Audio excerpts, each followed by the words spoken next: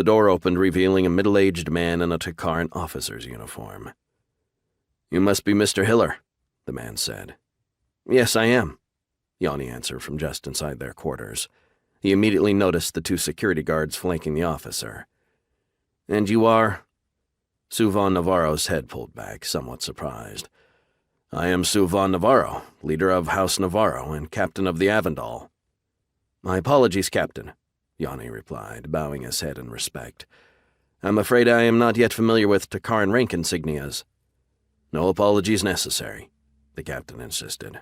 "May I?" "Of course," Yanni said, stepping aside. Captain Navarro nodded to one of the guards and entered the room. The guard reached in, pulled the door closed behind him. "If I may ask, Captain, are we prisoners?"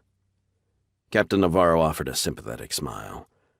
"Not at all, Mr. Hiller. However, given the circumstances, it would be best if you and the princess were to remain here, where my men can see to your safety."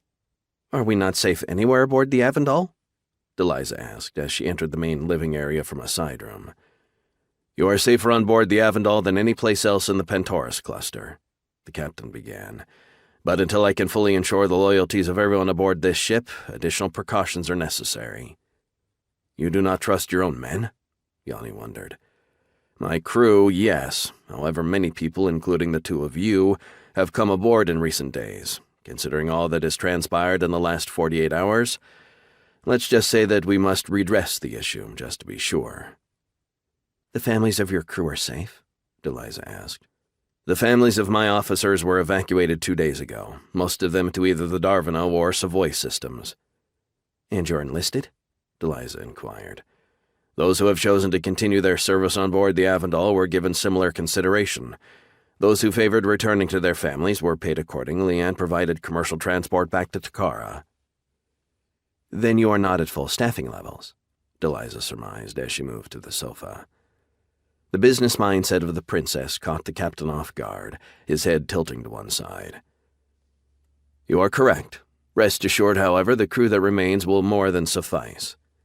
He looked quizzically at the princess, having exposed a more grief-stricken young woman. "May I ask what your plans are, princess?" "I am not a princess," Deliza firmly corrected. "Not anymore. As to my plans, I expect they depend heavily on what you came here to say, Captain Navarro." "I see." Captain Navarro gestured toward one of the chairs facing the sofa. "May I?" Deliza nodded politely.